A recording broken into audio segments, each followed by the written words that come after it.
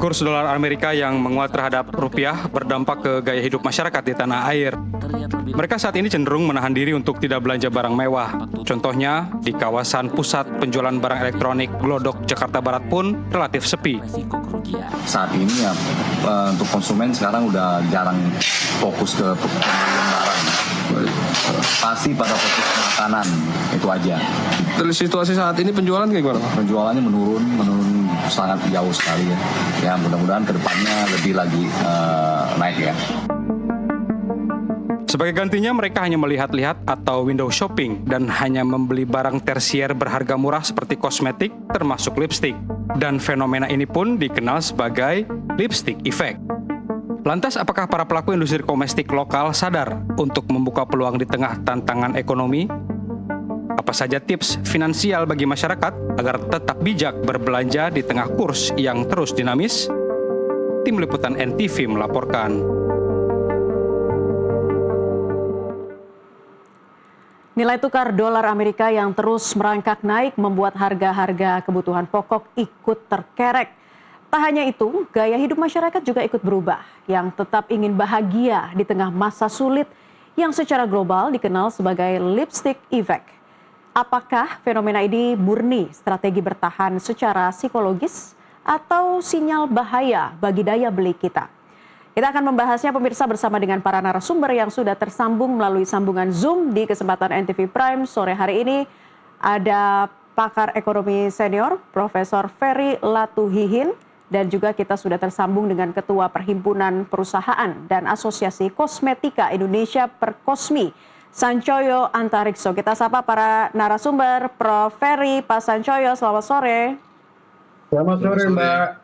Terima kasih sudah bergabung di NTV Prime. Tadi kita sudah singgung sedikit ya mengenai lipstick effect. Nah, fenomena ini sedang ramai saat ini ya. Tapi sebelum kita membahasnya, Prof. Ferry dan juga Pak Sancoyo melihat kondisi real daya beli masyarakat Indonesia saat ini seperti apa sih?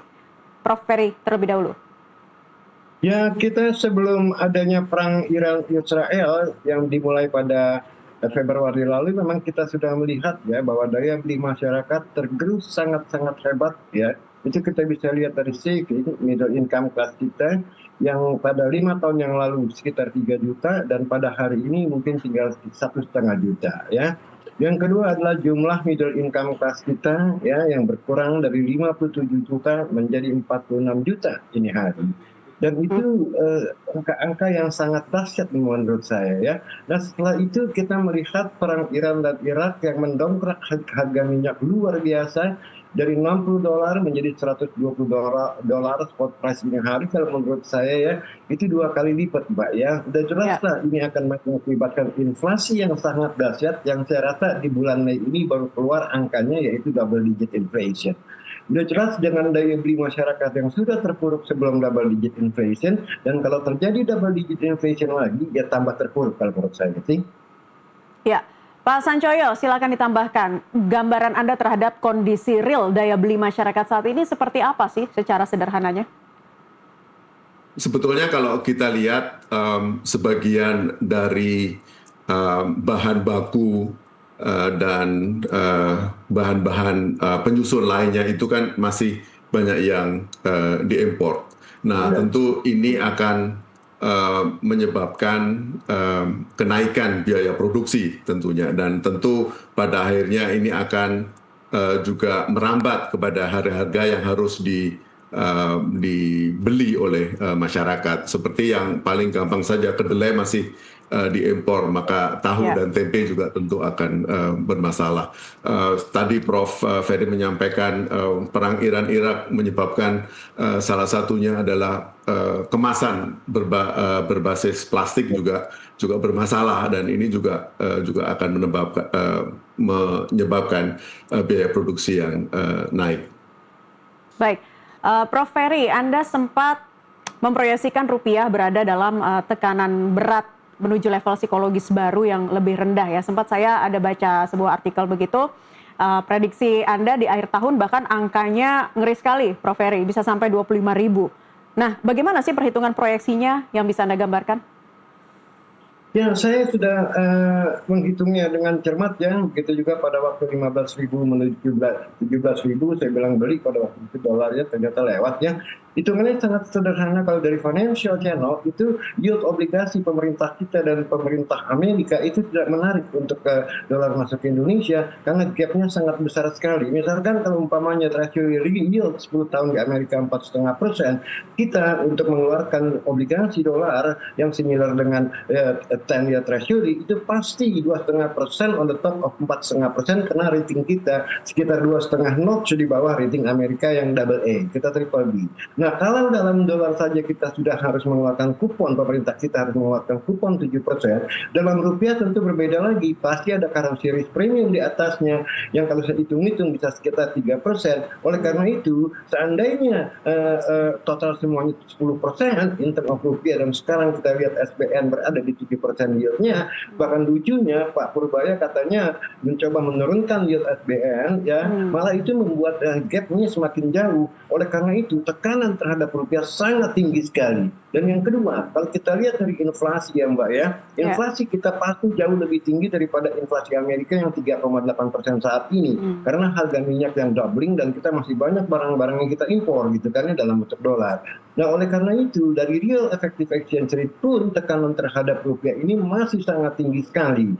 Nah, saya khawatirkan di bulan Juli nanti ada yang namanya El Nino yang akan memperparah krisis pangan ya kalau menurut saya, sehingga juga harga pangan akan naik. Oleh karena itu saya beralasan untuk mengatakan bahwa kemungkinan besar di bulan Juli itu dolar sudah berada di posisi 22.000, bahkan di semester kedua dari Juli sampai Desember itu bisa mencapai 25.000. Saya bukan nakut-nakutin, ini saya menghitungnya sebagai ekonom loh ya, dengan formula-formula saya gitu loh ya. Nah, selebihnya kita lihat juga yang menjadi ancaman adalah bahwa Standard & Poor's itu melihat ada satu badan yang namanya Badan PTDSI yang kemarin mengancam gitu loh ya, bahwa ini akan mengganggu balance of payment kita atau neraca pembayaran kita, dan mereka sudah mengancam dalam arti begini, saya akan turunkan rating Anda nanti. Kan begitu ya impactnya ya.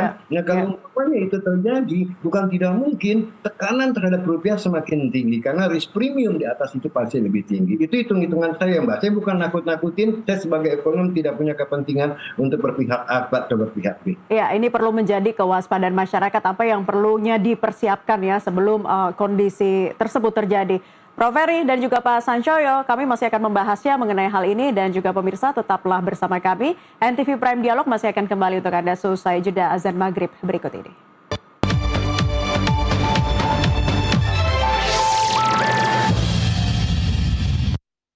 Kembali di NTV Dialog Prime, pemirsa, dolar berkibar, belanja mewah ambyar. Kita akan kembali melanjutkan diskusi kita sore hari ini bersama Prof. Ferry Latuhinin dan juga Pak Sancoyo Antarikso. Saya ingin ke Pak Sancoyo ya. Sekarang kita mau bahas soal fenomena lipstick effect. Membeli yang kecil-kecil demi kepuasan akan belanja itu sendiri. Nah, sebenarnya untuk fenomena ini terjadi nggak di pasar kita saat ini? Seperti apa sih kondisinya?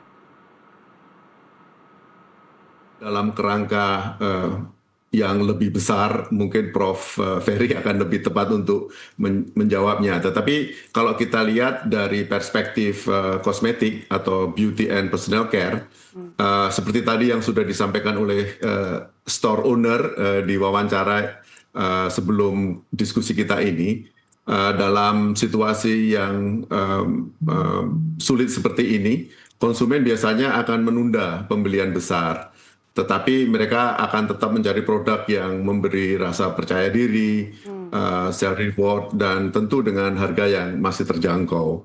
Nah, beauty dan personal care atau kosmetik sering menjadi pilihan karena secara psikologis konsumen tetap ingin merasa lebih baik, tampil rapi, menjaga kepercayaan diri meski ekonomi sedang tidak nyaman. Semacam instant gratification gitu, Mbak. Oke, tapi kalau di pasar kosmetik Indonesia berarti memang lagi merajalela ya fenomena lipstick effect ini ya. Sejauh ini seperti apa sih dinamikanya? Sebetulnya kalau kita lihat dari pasar kosmetik atau beauty and personal care masih tumbuh. Jadi kalau dilihat misalnya ini di laporan keuangan emiten-emiten yang mempunyai bisnis kosmetik, semua masih mencatatkan pertumbuhan. Namun memang pertumbuhan ini lebih didorong kalau kita lihat beauty and personal care, beauty yang lebih mendorong pertumbuhan dari kosmetik ini. Gitu, Mbak. Produk kecantikan yang penjualannya justru melonjak atau tetap resilient di tengah pelemahan nilai tukar saat ini apa saja tuh Pak Sanjoyo? Tadi seperti yang saya sampaikan, kalau kita bagi kosmetik menjadi dua subkategori lah, katakanlah beauty and personal care. Jadi beauty yang masih mendorong. Jadi semacam driver dari beauty and personal care. Kalau personal care itu yang basic ya, jadi sampo, sabun mandi semacam itu. Sementara beauty lebih kepada skincare, makeup dan sebagainya. Ada peralihan sebelumnya dari masyarakat yang dulu ramai sekali membeli brand-brand besar, sekarang justru beralih ke brand lokal. Saya rasa kalau kita lihat, Mbak, dalam beberapa tahun belakangan ini, Indonesia itu mencatat semacam demokratisasi bisnis kosmetik. Karena jumlah pemilik merek yang tidak mempunyai manufacturing facilities itu jumlahnya jauh lebih besar dibandingkan industri kosmetik sendiri. Jadi industri kosmetik itu sekitar 1.600 pelaku industri, sementara BUPN, Badan Usaha Pemilik Notifikasi, ini adalah pemilik merek, ya indie brand lah mungkin kita sebutnya, itu ada 1.900 dan jumlahnya itu lumayan besar gitu. Oke, Prof. Ferry, silakan dijelaskan juga nih, Prof. Ferry, mengenai dinamika ekonomi, sosiologi, dan juga kondisi ekonomi psikologis ya yang terjadi akibat fenomena lipstick effect ini. Seperti apa yang terjadi saat ini di masyarakat sih?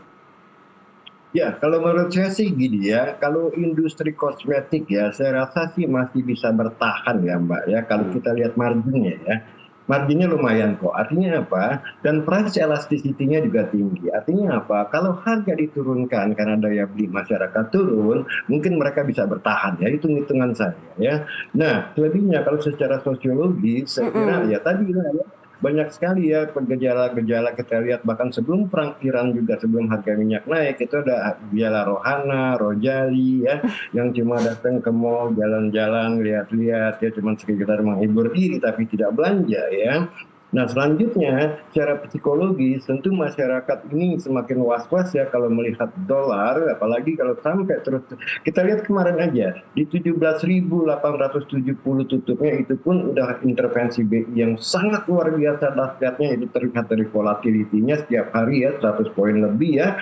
Nah, jatuh dan naiknya ya. Nah ini menurut saya kita ya Pak, terutama para pelaku industri lah ya harus hati-hati karena this is just beginning kalau menurut saya, sebab di bulan April kemarin belum di-pass through ya harga minyak yang tinggi ke dalam harga produk akhir konsumen gitu kan ya. Nah kalau pada bulan Mei ini saya rasa udah nggak bisa lagi tidak pass through karena kan bahan-bahan plastik terutama semua kan kemasannya semua plastik ya, pastilah itu udah naik juga puluhan persen bahkan ratusan, bahkan beberapa komoditas seperti minyak goreng, tahu tempe itu udah merasakan sekali ya. Di Banyuwangi katanya pabrik tahu berguguran. Jadi ini kalau menurut saya this is just the beginning gitu lah Mbak ya. Nah impact sosiologisnya kalau kita kembali masalah sosiologis ya saya ngeri. Ya, misalnya dengan saya ngeri akan terjadi banyak begal, ya kan, akan terjadi penjamretan, karena udah banyak fenomena yang terjadi di jalan, orang dijamret, ya kan, di beberapa tempat orang dibegal, gitu kan. Ini bukan fenomena yang biasa ya, tapi tidak terlepas dari daya beli masyarakat yang menurun secara drastis 5 tahun terakhir dengan adanya semacam apa yang dikatakan deindustrialisasi ya dari kita. Sebab kita lihat manufacturing sector output itu kontribusinya turun dari 30% di zaman Soeharto, sekarang cuma 15 atau 16 atau 17%. Nah ini artinya apa? Industri kita yang menghasilkan tenaga kerja, yang memberikan tenaga kerja itu ya sama sekali tidak bisa menciptakan lapangan kerja. Bahkan di formal sektor tenaga kerja kita itu cuma 48%, selebihnya di informal sektor. Baik.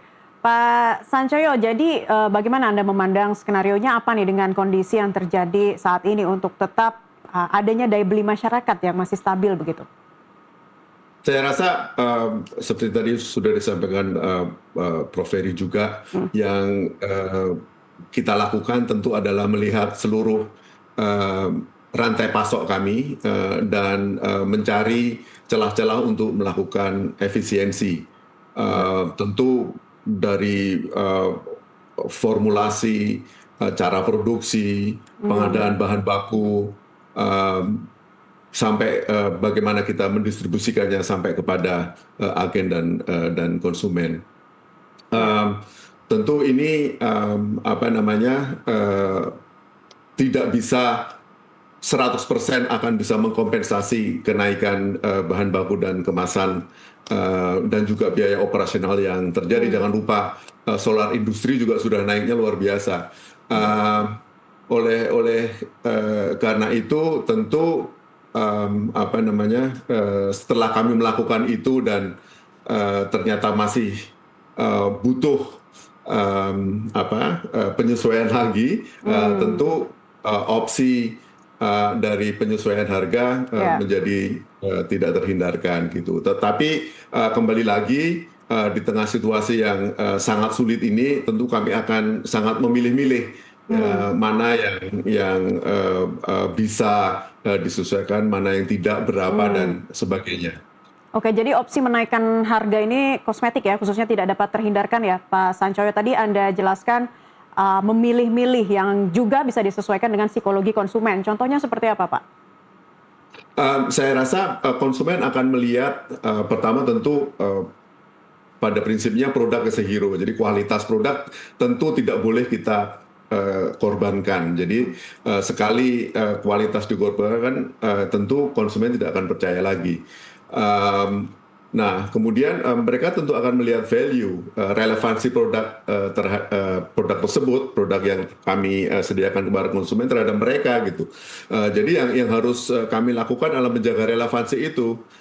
Jangan sampai nanti konsumen merasa produk kami ini tidak relevan lagi dan mereka akan berganti ke produk lain, atau bahkan yang sama-sama kita hindarkan, mereka drop dari kategori yang kami selama ini kami layani kepada mereka gitu. Jadi misalnya contohnya, tadinya pakai deodoran, tapi akhirnya karena sudah nggak pakai deodoran sementara juga nggak apa-apa gitu. Misalnya seperti itu. Nah, jadi oleh karena itu tentu yang kami lakukan misalnya menyediakan berbagai format gitu. Misalnya ada spray, ada roll-on, ada lotion dan sebagainya, sehingga produk kami tetap terus relevan kepada konsumen. Lebih menyesuaikan kondisi ya, sesuai dengan kebutuhan konsumen, sesuai juga dengan harga. Mungkin bisa diturunkan harganya dengan pilihan spesifik produk yang seperti apa. Tentunya lagi-lagi yang dibutuhkan oleh konsumen. Baik Pak Prof. Ferry, coba jelaskan lagi dampaknya. Tadi Anda sempat menyinggung soal masalah sosiologis ya. Kita tadi juga sudah bahas mengenai kondisi psikologis konsumen saat ini yang tetap harus belanja dengan jumlah mungkin harganya yang sedikit menurun dengan fenomena lipstick effect tadi. Dampaknya akan seperti apa ke depannya jika memang hal ini terus terjadi?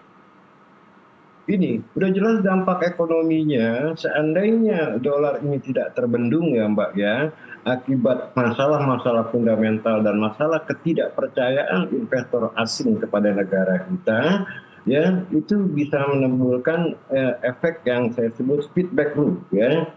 Dolar semakin tinggi, daya beli masyarakat semakin rendah, pertumbuhan ekonomi semakin rendah, sehingga membuat dolar lagi semakin tinggi dan seterusnya. Ini bolak-balik ya di dampaknya. Saya sebut feedback loop tadi ya. Nah, akibat feedback loop tadi, yang saya khawatirkan adalah keresahan sosial bisa berubah menjadi kerusuhan sosial. Ini yang saya ngeri ya, karena saya lihat juga ini ada banyak similarity dengan tahun 98, yaitu banyaknya orang, ibu-ibu bahkan ya lari ke money changer untuk menukarkan rupiahnya ke dalam dolar. Karena mereka benar-benar secara psikologis memang sudah tidak percaya lagi terhadap rupiah. Sebab apa? Sebab rupiah ini yang dikatakan bersifat sentimen sementara, ternyata itu tidak terjadi. Terus-terusan bahkan mengalami akselerasi setelah harga minyak naik dan setelah kita ketahui bahwa APBN atau fiscal condition kita itu tidak cukup kuat, bahkan real. Prof. Ferry, Anda sempat menyatakan pelemahan nilai tukar rupiah bukan hanya disebabkan oleh faktor global saja ya, justru ada faktor domestik yang kuat. Bisa dijelaskan, Prof? Ya, kita lihat bagaimana ya, ini bahkan boleh dibilang 75% itu pelemahan rupiah disebabkan oleh faktor domestik, Mbak. Nah, kita lihat aja pada waktu tahun 2025 kemarin pertumbuhan ekonomi kita diumumkan sebesar 5,11%, rating agency seperti Moody's dan Fitch itu malah mendowngrade outlook kita dari stabil menjadi negatif ya. Ini artinya kan ada masalah dengan fundamental ekonomi kita ya. Nah, selebihnya juga kita lihat lagi nih sekarang ya, bagaimana kelangkaan misalnya LPG udah mulai langka, beberapa sembako juga udah tinggi harganya gitu kan ya. Dan ini kita tidak lihat, saya sebagai ekonom tidak lihat ada suatu feedback, ada suatu respon dari pemerintah untuk menguatkan rupiah gitu loh ya. Yang instrumen yang digunakan adalah instrumen moneter, padahal bukan itu instrumennya. BI telah menaikkan suku bunganya 50 basis point, tapi toh nggak diladenin oleh market, orang tetap memburu dolar ya. Sebab boroknya daripada fundamental ekonomi kita, saya katakan tadi 75% adalah fundamental ekonomi kita, adalah kedodorannya APBN kita. Akibat apa? Akibat mencoba mendongkrak pertumbuhan ekonomi di kuartal pertama sebesar 21,81% tumbuhan pengeluaran pemerintah untuk mendongkrak pertumbuhan ekonomi kita ke 5,61%. Nah, yang menjadi pertanyaan, apakah angka setinggi itu sustainable di kuartal-kuartal selanjutnya? Jadi kalau kembali lagi ke masalah fundamental kita lihat juga bagaimana pada saat currency lain menguat, kita tuh tetap melemah gitu loh ya. Sekarang kita lihat aja Singapura dolar itu udah 14.000 loh Mbak terhadap kita. Itu dahsyat sekali. Artinya memang jangan menyalahkan global condition, salahkanlah dirimu sendiri karena itu akibat kebijakan-kebijakan pemerintah yang sama sekali tidak peduli dengan APBN. Prof. Ferry, perbaikan bukan hanya dari instrumen moneter seperti yang Anda katakan tadi ya. Lalu langkah seperti apa sih yang harus diperbaiki agar fundamental ekonomi kita bisa lebih baik lagi ke depannya? Nah, pertama-tama udah jelas yang kita butuhkan adalah kepercayaan asing terhadap kekuatan fiskal kita. Oleh karena itu, batalkanlah atau moratoriumkanlah dulu pengeluaran-pengeluaran yang tinggi di dalam pos APBN seperti MBG misalnya. Itu kan sangat dahsyat sekali Mbak, 335 triliun dicanangkan ya. Itu paling tinggi di dalam pos pengeluaran APBN. Yang kedua, alutsista. Alutsista itu juga sangat tinggi sekali dan tidak menciptakan lapangan kerja kalau kita belanja alutsista. Apalagi kalau kita harus beli dari negara lain, itu kan menjadi trade deficit kita. Nah, ini pemerintah harus sadar yang sederhana itu gitu loh ya. Itu satu. Yang kedua, kalau itu dilakukan pun karena kepercayaan investor asing tidak lagi tinggi kepada negara kita, yang seolah-olah negara kita ini anti asing gitu loh ya, bahkan anti bisnis ya kita lihat ya. Jadi dengan mendirikan kayak PT DSI itu kan kesannya anti bisnis, semua mau di BUMN kan gitu loh. Jadi menurut saya necessary condition, yaitu necessary ya, spending yang tinggi sekali seperti MBG dan alutsista itu dipending dulu aja, itu necessary tapi tidak sufficient.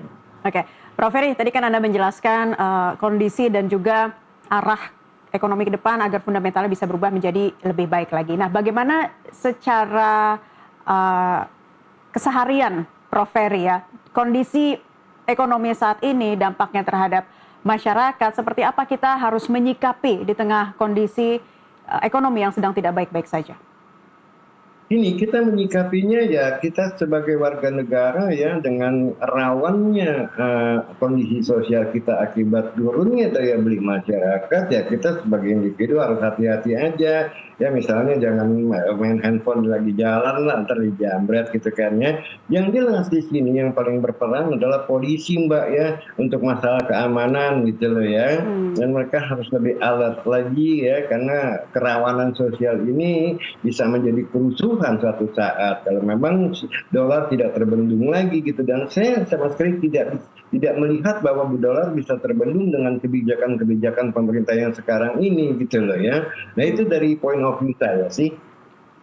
Baik, Pak Sancoyo, bisa Anda gambarkan lagi kondisi saat ini ya yang terjadi di pasar kosmetik tadi, dari brand-brand lokal kemudian melawan merek global raksasa dalam memperebutkan dompet konsumen yang kian menipis saat ini, seperti apa penjelasannya? Tadi seperti saya sampaikan, sebetulnya kalau local brand atau indie brand itu lebih agile gitu ya, dibandingkan dengan pemain-pemain yang sudah jauh lebih lama. Karena tadi seperti saya sampaikan, ada demokratisasi bisnis kosmetik. Untuk masuk ke bisnis kosmetik di Indonesia saat ini tidak perlu punya pabrik, tidak perlu punya budget yang besar untuk distribusi karena mereka bisa pakai marketplace yang ada, tidak perlu mengeluarkan iklan dengan jumlah yang besar karena mereka bisa menggunakan kanal-kanal sosial media mereka gitu. Jadi indie brand ini yang tadi saya sebut dengan BUPN, istilahnya Badan POM, Badan Usaha Pemilik Notifikasi ini, mereka juga lebih mampu untuk bergerak lebih cepat dalam merespons keinginan dari konsumen gitu. Jadi ini menjadi salah satu alternatif driver pertumbuhan kosmetik Indonesia secara luas gitu. Oke, berarti adanya downgrading merek juga ada ya di sini Pak Sancoyo. Misalnya dari mereka yang tadinya membeli brand besar, lalu kemudian sekarang beralih begitu, yang tadinya membeli kosmetik prestis di mall, beralih ke merek lokal. Ini saat ini benar-benar fenomena ini begitu terjadi dan terasa. Saya rasa mungkin saya melihatnya dari perspektif yang lain. Jadi konsumen Indonesia ini, konsumen kosmetik Indonesia itu sudah sangat canggih sih Mbak, sangat well informed gitu. Mereka mencari sumber-sumber yang sahih dalam rangka mereka menentukan produk-produk apa yang akan mereka pakai, yang akan menempel di kulit mereka dan seterusnya gitu. Nah, oleh karena itu kualitas, fungsi dan value menjadi penting. Dalam menyikapi situasi seperti ini, banyak yang mereka bisa lakukan. Misalnya kalau ada tekanan pada affordability, mereka mungkin bisa mengurangi konsumsi gitu ya. Misalnya pemakaian sehari sekali menjadi 2 hari sekali, atau dalam jumlah yang lebih sedikit, atau mereka membeli dalam pack size yang lebih sedikit gitu ya, grammage-nya. Namun tentu juga tidak mengurangi kemungkinan untuk mereka pindah ke brand yang lain yang menurut mereka secara value sesuai, namun demikian fungsi dan kualitasnya tetap memenuhi standar mereka gitu. Oke, Prof. Ferry. Jadi fenomena lipstick effect ini menjadi alarm bagi kondisi ekonomi kita saat ini. Sangat alarm. Nah, di sini orang sering lupa ya, kayak kemarin saya dengar Pak Yuda Agung yang pindah dari BI menjadi Wakil Menkyu mengatakan kita tidak ada tanda-tanda krisis ya. Seperti misalnya balance of payment crisis, banking crisis, tapi satu hal dia lupa, ada yang namanya affordability crisis ya. Affordability crisis artinya apa? Barang-barang konsumen yang tinggi harganya akibat double digit inflation itu tidak affordable lagi. Ya, artinya mereka tidak mampu membelinya. Nah, itu pesan saya. Memang tidak ada istilahnya, nggak ada conventional crisis di depan mata seperti balance of payment crisis, banking crisis, ya kan? Tapi ada satu, yaitu lemahnya daya beli masyarakat. Itu bisa menyebabkan saya katakan affordability crisis. Nah, itu pemerintah harus tahu gitu loh ya, karena ini di luar textbook gitu loh ya, bagaimana menangani masalah ini gitu kan ya. Sebab kalau sampai konsumen itu kan terbesar porsinya dalam PDB kita, yaitu 54% ya. Kalau sampai itu tergerus habis ya, jangankan 6% pertumbuhan ekonomi, bisa 0% aja sudah bagus. Kita lihat lagi PMI kita ya, dari atas 50 sudah turun ke 49, sekian. Artinya kan ini terjadi kontraksi di dalam manufacturing ya. Itu pesan saya sih ya, pemerintah harus punya kiat-kiat menangani ini. Ya, selain pemerintah juga masyarakat bagaimana bisa beradaptasi dengan kondisi saat ini. Tadi juga ada gambar yang kita tampilkan, mallnya sudah sepi, daya beli menurun. Seperti apa ya Prof. Ferry, kita harus menyikapi jangan terlalu impulsif di tengah kondisi ketidakpastian saat ini? Ya kalau untuk pemerintah sih saya katakan lagi ya, untuk bisa membuat rupiah tidak terlalu terpuruk, perkuatlah fiskal kita dengan menunda pengeluaran MBG atau alutsista yang begitu tinggi, sehingga pemerintah berhasil menekan dolar ya kan, untuk tidak terus menekan rupiah, dan akibatnya tidak terlalu tinggi imported inflation-nya. Jadi itu masih bisa mempertahankan sedikit daya beli masyarakat ya, sehingga yang saya katakan affordability crisis itu kalaupun terjadi tidak panjang dan tidak parah ya. Untuk masyarakatnya, Prof? Untuk masyarakatnya ya hati-hatilah, karena ini baru mulainya. Mungkin Mei ini kita baru pertama kali melihat kalau memang jujur BPS-nya ya double digit inflation ini pasti, karena harga minyak yang 2 kali lipat lebih tinggi sebelum perang Irak, dan harga dolar yang terus atau kurs dolar yang terus meningkat gitu kan. Nah untuk masyarakat ya istilahnya gini, tidak perlu mengeluarkan pengeluaran yang memang tidak terlalu urgent ya. Kalau toh tadi ada switch barang-barang ya seperti tadi Pak Sancoyo juga bilang ya kan, ya lipstick effect tadi ya pastilah menurut saya tanpa disuruh juga mereka akan melakukannya gitu loh ya. Tapi untuk outlook ke depan setidak-tidaknya tahun ini, bahkan saya lebih panjang lagi ya, tidak ada kesempatan kita untuk memperbaiki kondisi ekonomi kita kalau tidak ada political will dari pemerintah. Oke, Pak Sancoyo, rekomendasi Anda dari Perkosmi agar industri kosmetik nasional bisa tetap kompetitif saat ini? Saya rasa tentu dukungan dari seluruh pemangku kepentingan kosmetik terus kita harapkan, terutama dari regulator dan pemerintah, peraturan-peraturan yang dikeluarkan tentu harus implementable sehingga bisa mendorong daya saing kita gitu. Jangan lupa bahwa kosmetik ini bulan Oktober tahun ini juga akan memasuki babak baru. Sertifikasi halal juga akan menjadi kewajiban. Nah itu juga tentu menjadi satu tambahan PR bagi kami juga. Nah ini mudah-mudahan juga seluruh perangkat peraturannya juga akan implementable dan bisa mendorong daya saing kosmetik nasional, karena potensi ekspor juga bisa kita terus dorong gitu. Baik. Terima kasih untuk perspektifnya. Para narasumber sudah bergabung di kesempatan Dialog NTV Prime sore hari ini. Prof. Ferry Latuhinin, ekonom senior, dan Sancoyo Antarikso, Ketua Umum Persatuan Perusahaan Kosmetik Indonesia. Selamat beraktivitas kembali. Pergi ke kota membeli selendang, warnanya cerah menarik hati. Tak perlu lagi belanja mewah, cukup hiburan murah. Yang penting senangkan diri. NTV Prime akan kembali sesaat lagi.